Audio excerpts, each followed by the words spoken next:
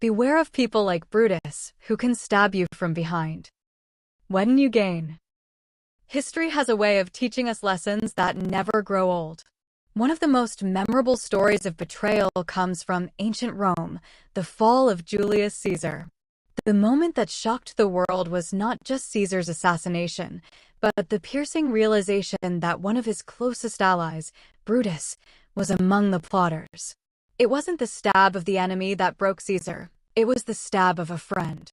Et tu, Brute? You too, Brutus? Has since become the eternal cry of betrayal.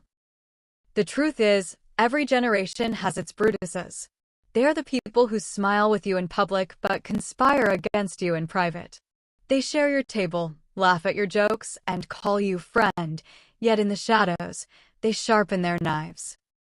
Modern-day Brutuses. Betrayal is no longer just the story of emperors and thrones. It is the painful story of colleagues who sabotage your progress, friends who envy your success, family members who smile at your downfall, or even spiritual leaders who pretend to care but secretly pull strings against you. The Brutus spirit thrives on pretense and proximity.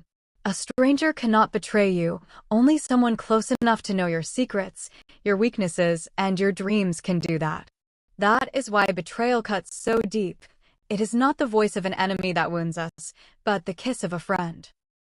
Biblical parallels. The Bible is filled with examples. Judas Iscariot walked with Jesus, ate with him, witnessed miracles, and even managed the group's finances. Yet he sold his master for 30 pieces of silver and betrayed him with a kiss. The psalmist David also lamented in Psalm 55 verses 12 to 14. If an enemy were insulting me, I could endure it. If a foe were rising against me, I could hide. But it is you, a man like myself, my companion, my close friend, with whom I once enjoyed sweet fellowship at the house of God, as we walked about among the worshippers. This is the cry of anyone who has been stabbed by a Brutus, the sorrow that it came not from an outsider, but from a trusted companion. Signs of a Brutus. How can we identify people like Brutus before it is too late? Watch for these warning signs. 1. Excessive flattery, little loyalty. They praise you often, but when storms come, they are the first to disappear. 2. Subtle envy. They cannot genuinely celebrate your wins. Your progress threatens them. 3. Double-faced behavior. Smiling in front of you, but criticizing you behind closed doors. 4. Secrets turned into weapons. They gain your trust only to later use your words against you. 5. Competing instead of supporting. Instead of rejoicing with you, they want to outshine you. How to respond to betrayal.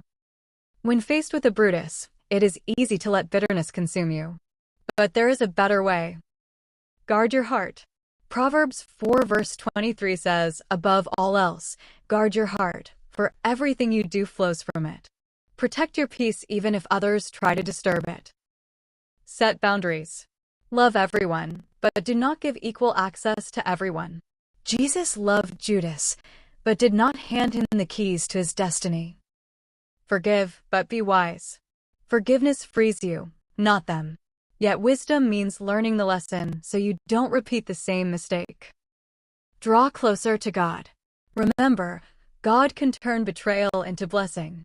Joseph's brothers sold him, but God used their evil scheme to elevate him in Egypt. Do not make friends with a hot-tempered person. Do not associate with one easily angered, or you may learn their ways and get yourself ensnared. Proverbs 22 verses 24 to 25. Finally, you cannot stop Brutuses from existing, but you can stop them from destroying you. Their betrayal may hurt, but it cannot halt your destiny. Like Caesar, you may be surprised. Like Jesus, you may be wounded. Like Joseph, you may be sold out. But in the end, God has the final word. So stay alert. Stay discerning. Beware of people like Brutus, but never let their betrayal rob you of your faith, your joy, or your future.